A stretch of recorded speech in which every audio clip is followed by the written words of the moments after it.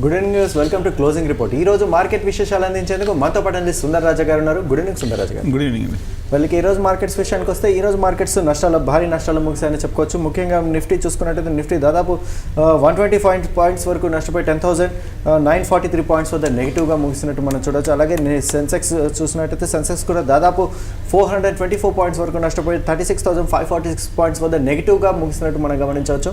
అలాగే ఈరోజు మార్కెట్స్ని డ్రాగ్ చేసినట్టు ప్రధానమైన స్టాక్స్ మనం చూసినట్టయితే ఈరోజు మార్కెట్స్ని టాటా మోటార్స్ ఈరోజు భారీగా ఈరోజు పతనానికి గురైందని చెప్పుకోవచ్చు. టాటా మోటార్స్ ఈరోజు ఇంట్రాడేలో దాదాపు 20% వరకు ఈరోజు నష్టపోయినట్టు మనం చూడొచ్చు. టాప్ లూజర్గా నిలిచింది టాటా మోటార్స్. అలాగే ఇండియా బుల్స్ హౌసింగ్ ఫైనాన్స్ 6%, అలాగే వేదాంత 5.69%, ఆయిషా మోటార్స్ 4.82%, గ్రాసిమ్ 4.62% వరకు ఈరోజు నష్టపోయి టాప్ లూజర్స్గా నిలిచాయని చెప్పుకోవచ్చు. ఇక టాప్ గెయినర్స్ విషయానికి వచ్చినట్టయితే Bharat Infotel 6%, Kotak Mahindra 1%, Bharti Airtel 0.67%, HCL technology 0.52%, UPL 0.40% వరకు ఈరోజు లాభపడి టాప్ గెయినర్స్గా నిలిచినట్టు మనం చూడొచ్చు. ఇక సెక్టార్ పరంగా గమనించినట్టయితే సెక్టార్ పరంగా దాదాపు అన్ని సెక్టార్స్ కూడా ఈరోజు ఒక విపరీతమైన సెల్లింగ్ ప్రెషర్కి గురయ్యాయని చెప్పుకోవచ్చు. ముఖ్యంగా బ్యాంక్ నిఫ్టీ చూసుకున్నట్టయితే దాదాపు 0.34% వరకు నష్టపోయి ఈరోజు నెగిటివ్గా ముగిసినట్టు మనం చూడొచ్చు బ్యాంక్ నిఫ్టీ.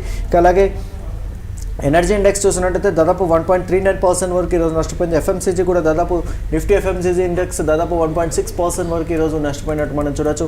అలాగే ఫార్మా కూడా దాదాపు 0.79%, నిఫ్టీ ఫార్మా ఇండెక్స్ 0.79% వరకు ఈరోజు నష్టపోయింది. ఈరోజు హెవీగా ఈరోజు సెల్లింగ్ ప్రెషర్ని ఎదుర్కొన్నటువంటి సెక్టర్స్ ఏమైనా ఉన్నాయంటే అవి ఆటో అలాగే మెటల్స్. ఆటో అలాగే మెటల్స్ రెండు సెక్టర్స్లో కూడా ఈరోజు విపరీతమైనటువంటి డౌన్ పర్ఫామ్ చేసిందని చెప్పుకోవచ్చు. ముఖ్యంగా నిఫ్టీ ఆటో ఇండెక్స్ వచ్చేసి 3.62% వరకు ఈరోజు నష్టపోయినట్టు మనం చూడొచ్చు. అలాగే నిఫ్టీ మెటల్ ఇండెక్స్ కూడా దాదాపు 3.36% వరకు ఈరోజు నష్టపోయినట్టు మనం చూడొచ్చు. నిఫ్టీ మెటల్ ఇండెక్స్ మనం గమనించినట్టయితే ప్రస్తుతం నిఫ్టీ మెటల్ ఇండెక్స్ దాదాపు ఏడాది కనిష్ట స్థాయిలో ఈరోజు మనం ట్రేడ్ అవుతున్నట్టు మనం చూస్తున్నాము. నిఫ్టీ మెటల్ ఇండెక్స్ మనం సమీకృతంగా మనం గమనించినట్టయితే ఇక మార్కెట్కి సంబంధించినటువంటి మరిన్ని విశేషాలు అందించేందుకు మనతో పాటు సుందర్ రాజా గారు ఉన్నారు. సుందర్ రాజా గారు చెప్పండి, ఈరోజు మార్కెట్ క్లోజింగ్ని మీరు ఎలా విశ్లేషిస్తారు? ఈరోజు మార్కెట్ బాగా వీక్గా క్లోజ్ అయిందనే విషయం తెలిసిందే. అలాగే టెక్నికల్గా కూడా చూస్తే కనుక మార్కెట్లో కొంచెం వీక్నెస్ అనేది కనిపించింది. మొన్న చూస్తే కనుక బుధవారం నాడు 11,000 స్థాయిని మార్కెట్ ఒక స్ట్రాంగ్ అప్సైడ్ బ్రేక్అవుట్ రావడం చూసాము. 130 పాయింట్ల వరకు బాగా స్ట్రాంగ్గా క్లోజ్ అయింది కూడా. ఆ తర్వాత మనం అనుకున్నాం కూడా నెక్స్ట్ డే కూడా ఒక పుల్ బ్యాక్ రియాక్షన్ వచ్చే అవకాశాలు ఉందని. ఎందుకంటే మార్కెట్ పీక్లో ఉంది కాబట్టి, మార్కెట్ షార్ట్ టర్మ్ ఓవర్పాట్ పొజిషన్లో ఉంది కాబట్టి, మార్కెట్ మనకి ఒక మేజర్ అప్సైడ్ లెవెల్ బ్రేక్అవుట్ అయింది కాబట్టి ఒక చిన్న రీట్రీట్ అని కూడా నేను అనుకున్నాం. సో నిన్న మార్కెట్ చూస్తే కనుక హైకి లోకి మధ్యన ఇండెసిసివ్గా క్లోజ్ అయింది. అంటే మొన్న ఒక స్ట్రాంగ్ బ్రేక్అవుట్ తర్వాత నిన్న మార్కెట్ కొంచెం స్లైట్గా ఇండెసిసివ్ ట్రెండ్లో క్లోజ్ అయింది. సో ఇవాళ మూడో రోజు ముఖ్యంగా వీక్లీ క్లోజింగ్ కాబట్టి ఇవాళ కీలకం 11,000 లెవెల్ కూడా అనుకున్నాం. సో 11,000 పైన మార్కెట్ స్ట్రాంగ్గా క్లోజ్ అవుతే మొన్న వచ్చిన ఒక అప్సైడ్ బ్రేక్అవుట్ వ్యాలిడ్ బ్రేక్అవుట్ ఒక స్ట్రాంగ్ బ్రేక్అవుట్ అయ్యేది. అలా కాకుండా ఫస్ట్ డే బ్రేక్అవుట్ వచ్చిన తర్వాత ఇండికేషన్ పాజిటివ్గా వచ్చిన తర్వాత కన్ఫర్మేషన్ డే నిన్న ఇవాళ చూస్తే కనుక మార్కెట్ ఒక రివర్స్ డౌన్ సైడ్ బ్రేక్అవుట్ వచ్చింది. సో దీన్ని జనరల్గా ఏమంటారంటే టెక్నికల్గా ఒక రన్అప్ వచ్చిన తర్వాత హై లెవెల్లో బ్రేక్అవుట్ వచ్చిన నెక్స్ట్ డే కనుక ఆ బ్రేక్అవుట్ సస్టైన్ కాలేదంటే బుల్ ట్రాప్ ప్యాటర్న్ అంటారు. సో అటువంటి ప్యాటర్న్ ఒకటి ఏర్పడింది కాబట్టి ఇవాళ మార్కెట్ 11,000 స్థాయి మద్దతు లెవెల్ని నిలబెట్టుకోలేదు కాబట్టి మార్కెట్ వీక్లీ చార్ట్లో కూడా కొంచెం కాషియస్గా క్లోజ్ అయింది కాబట్టి 11,000 బిలో క్లోజ్ అయింది కాబట్టి మార్కెట్ ఒక షార్ట్ టర్మ్ ఒక వీక్నెస్ వచ్చే అవకాశాలు కనిపిస్తుంది. నెక్స్ట్ వీక్ మోస్ట్లీ మార్కెట్ కొంచెం కరెక్షన్ ట్రెండ్లో కానీ కన్సాలిడేషన్ ట్రెండ్లో కానీ వెళ్ళే అవకాశాలు కనిపిస్తుంది.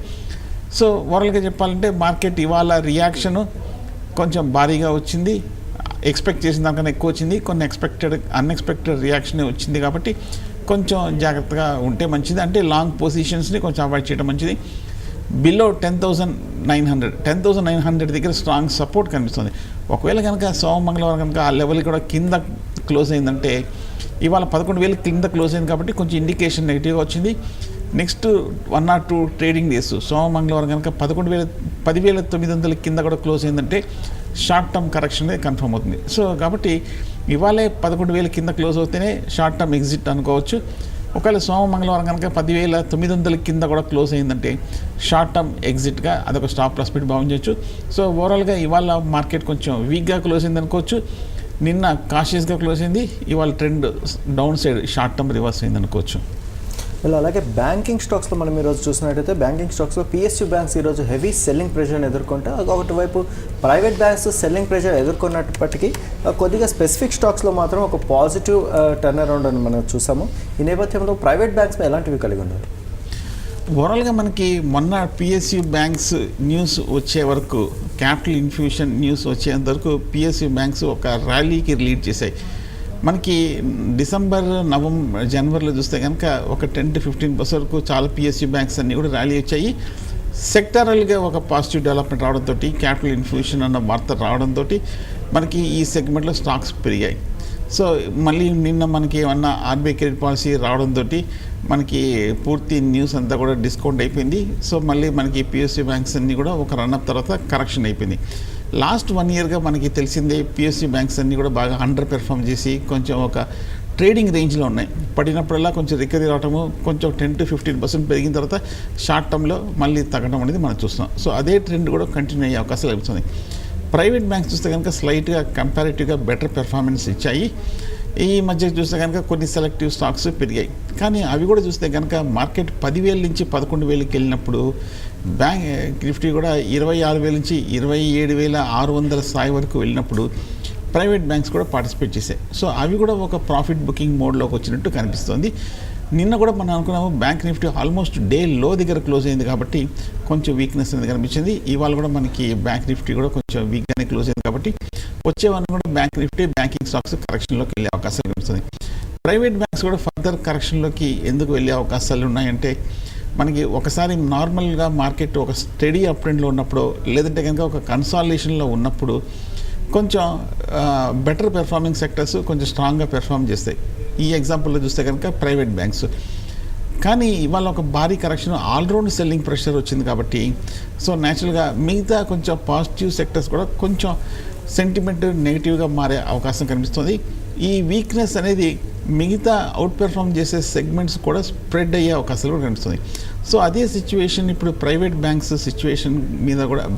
మీద కూడా కొంచెం ప్రభావం చూపే అవకాశాలు ఉన్నాయి. కాబట్టి మొన్న వరకు ప్రైవేట్ బ్యాంక్స్ కొంచెం స్ట్రాంగ్గా ఉన్నవి, ఈ మధ్యకాలంలో బాగా పెరిగాయి కాబట్టి మార్కెట్ రియాక్షన్తో పాటు ఆ బ్యాంక్ స్టాక్స్లో కూడా కొంచెం ఒక కరెక్షన్ వచ్చే అవకాశాలు కనిపిస్తుంది. సో అందువల్ల చెప్పాలంటే నిఫ్టీతో పాటు పిఎస్యూ బ్యాంక్స్తో పాటు ప్రైవేట్ బ్యాంక్స్ కూడా కొంచెం షార్ట్ టర్మ్లో వీక్గా ఉండే అవకాశాలు ఉన్నాయి. కాబట్టి షార్ట్ టర్మ్ ఇన్వెస్టర్లు కొంచెం వెయిట్ చేయడం మంచిది.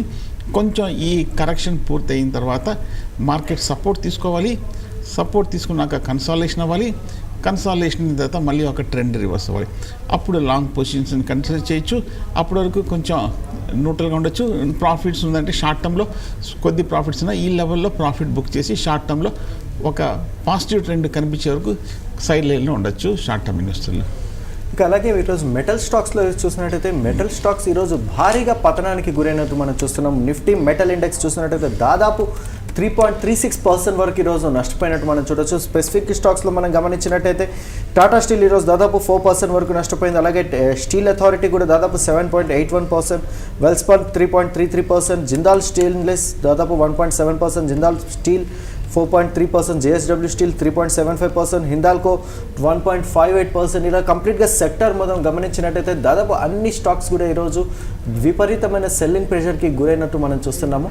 అలాగే నిఫ్టీ మెటల్ ఇండెక్స్ కూడా దాదాపు ఇయర్ కనిష్ట స్థాయిలో మనము 52 వీక్స్ కనిష్ట స్థాయిలో ట్రేడ్ అవుతున్నట్టు మనం చూస్తున్నాము. సెక్టార్ పరంగా మనం గమనించినట్టయితే సుందర్ గారు చెప్పండి, నిఫ్టీ మెటల్ ఇండెక్స్ మనం గమనించినట్టయితే దాదాపు ఒక ఇయర్ కనిష్ట స్థాయిలో ట్రేడ్ అవుతున్నట్టు మనం చూస్తున్నాము. ఈ నేపథ్యంలో మెటల్ స్టాక్స్ హోల్డ్ చేస్తున్న వారికి మీరు ఇచ్చే మీ ఒపీనియన్ ఏంటి మెటల్ స్టాక్స్ మీద? మెటల్ స్టాక్స్ కూడా చూస్తే కనుక ఈ మధ్యకాలంలో బాగా నెగిటివ్గా విషయం మనకు తెలిసింది. ఈ మధ్య ఈ ర్యాలీలో చూస్తే కనుక మెటల్ స్టాక్స్ ముఖ్యంగా టాటా స్టీల్ కానీ, హిండాల్కో కానీ, సెయిల్ కానీ ఇవన్నీ కూడా కొంచెం ఎక్కడ ఒక న్యూస్లోకి రాలేదు. ఇవన్నీ మార్కెట్ అప్ ట్రెండ్లో ఉన్నప్పటికీ ఈ స్టాక్స్ మటుకు బాగా క్వైట్గా కొంచెం కన్సాలిడేషన్ మోడ్లోనే ఉన్నాయి. జనరల్గా ఒకసారి మార్కెట్ కరెక్షన్ వచ్చినప్పుడు అంత క్రితం ర్యాలీలో ఏ సెగ్మెంట్ అయితే కొంచెం అండర్ పెర్ఫామ్ చేశాయో, ఏ సెగ్మెంట్లో అయితే బయింగ్ సపోర్ట్ రాలేదో, ఏ సెగ్మెంట్ అయితే మార్కెట్తో పాటు పెరగలేదో అటువంటి ఒక వీక్ సెగ్మెంట్ బాగా పడతాయి అనేది కూడా థియరీ చెప్తోంది.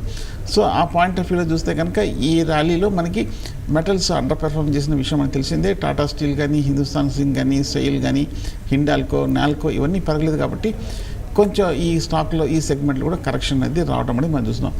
పైగా మనకు తెలిసిందే కమోడిటీస్ అన్నీ కూడా మనకి ఎక్కువ చైనా మీద ఆధారపడి ఉన్నవి. సో దానికి తగ్గట్టుగానే అక్కడ కూడా పెద్ద ఏమీ పాజిటివ్గా కనిపించలేదు కాబట్టి మన స్టాక్స్లో కూడా కొంచెం కరెక్షన్ వచ్చింది. సో ఓవరాల్గా చెప్పాలంటే షార్ట్ టర్మ్లో మెటల్ స్టాక్స్ కూడా కొంచెం వీక్గా ఉండే అవకాశాలు కనిపిస్తుంది.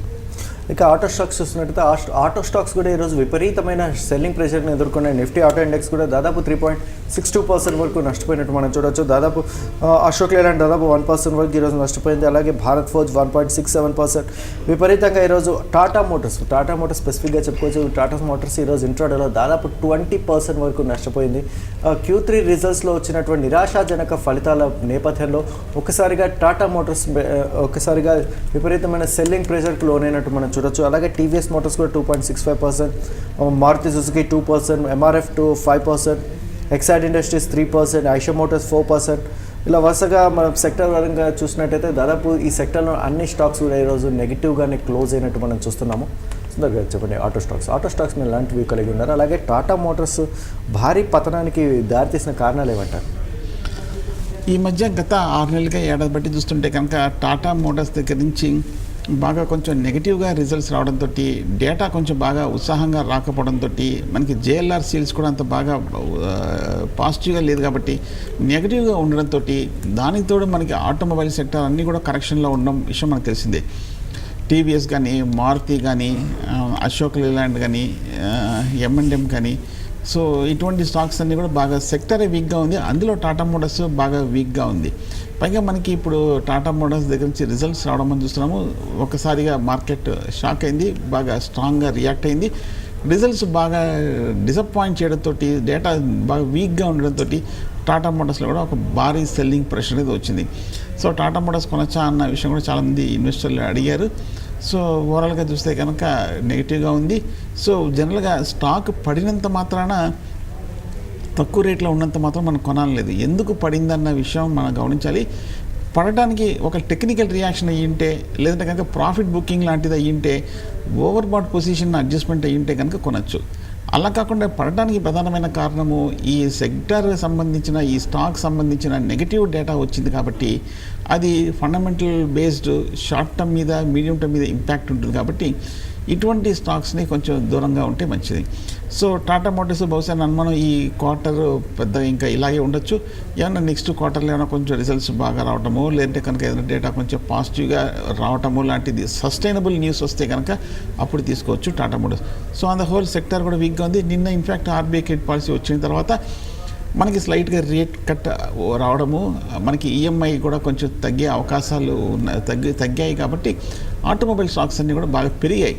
కానీ ఆ పెరగడం అనేది ఎక్కువ సస్టైన్ కాలేకపోతుంది. మార్కెట్ పెద్ద పాజిటివ్గా తీసుకున్నట్టు కనిపించలేదు. ఎందుకంటే అంతకన్నా పెద్ద మేజర్ సెక్టరల్ ట్రిగర్ చూస్తే కనుక మనకి సెక్టరల్ వీక్నెస్ ఉంది కాబట్టి అది ఈ రేట్ కట్ ముంద పెద్దగా నిలవలేదు. సో అందువల్ల మనకి ఈ సెక్టర్ స్టాక్స్ అన్నీ కూడా బాగా కరెక్షన్కి గురైనాయి.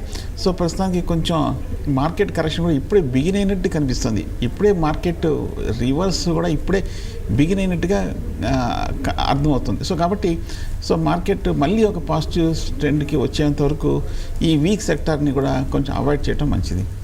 అలాగే రేపటి మార్కెట్కి సంబంధించినంత వరకు ట్రేడర్స్ మీ ఇచ్చే సలహా ఏంటి? సో వచ్చే వారం మార్కెట్ ఎలా ఉంటుందన్న విషయానికి వస్తే, వచ్చే వారం మార్కెట్ వీక్గానే ఉండే అవకాశాలు కనిపిస్తుంది. ఎందుకంటే ఈ ఇన్ని నెలలు, 3 నెలల పాటు మార్కెట్ 10 వారాల పాటు 11,000 స్థాయిని పరీక్షించింది. బుధవారం నాడు 10,000 స్థాయిని బ్రేక్అవుట్ అయ్యి ఎమ్మడే రివర్స్ బ్రేక్అవుట్ అయింది. సో ఇందాక చెప్పినట్టు ఇది బుల్ ట్రాప్ ప్యాటర్న్గా పరిగణించవచ్చు. సో ఇది జనరల్గా కొంచెం ఈ బుల్ ట్రాప్ కానీ, అలాగే కింద డౌన్ సైడ్ నుంచి రివర్స్ అవ్వడం బేర్ ట్రాప్ ప్యాటర్న్ కాబట్టి కొంతకాలం సస్టైన్ అయ్యే అవకాశాలు కనిపిస్తుంది షార్ట్ టర్మ్లో. పైగా వీక్లీ చార్ట్లో కూడా చూస్తే కనుక బ్రేక్అవుట్ తర్వాత కొంచెం కాషియస్గా క్లోజ్ అయింది. హైకి లోకి మధ్యలో క్లోజ్ అయింది కాబట్టి కొంచెం హై లెవెల్లో సెల్లింగ్ ప్రెషర్ కంటిన్యూ అయ్యే అవకాశాలు కనిపిస్తుంది. సో ఓవరాల్గా చెప్పాలంటే నెక్స్ట్ హోప్ 10,900, అది కూడా హార్డ్లీ దగ్గరలోనే ఉంది. 10,900 కూడా నెక్స్ట్ సపోర్ట్ లెవెల్ బ్రేక్ అయిందంటే షార్ట్ టర్మ్ ఎగ్జిట్గా భావించవచ్చు. అప్పుడు మళ్ళీ మార్కెట్ 10,400 10,500 దగ్గర నిలబడిన తర్వాత అప్పుడు మళ్ళీ ఒక బై పొజిషన్ అని కన్సిడర్ చేయొచ్చు. సో ఆన్ ద హోల్ ఇవాళ ట్రెండ్ కొంచెం వీక్గా మారిందనుకోవచ్చు. వీక్లీ చార్ట్లో కూడా కొంచెం స్లైట్గా కాషియస్ ట్రెండ్ కనిపిస్తుంది. సో లాంగ్ పొజిషన్స్కి అనుకూలమైన సమయం కానట్టుగా ఉంది కాబట్టి కొంచెం కరెక్షన్ పూర్తయిన తర్వాత మళ్ళీ బై చేయొచ్చు. యాజ్ ఇట్ ఈస్ కొంచెం మార్కెట్లో లాంగ్ పొజిషన్స్ని బై పొజిషన్ని అవాయిడ్ చేయడం మంచిది, కొంచెం మనకి మార్కెట్ క్లారిటీ వచ్చేంతవరకు. Thank you Sundar garu. Thank you. ఇవి క్లోజింగ్ రిపోర్ట్ విశేషాలు. Keep watching TV5 Money.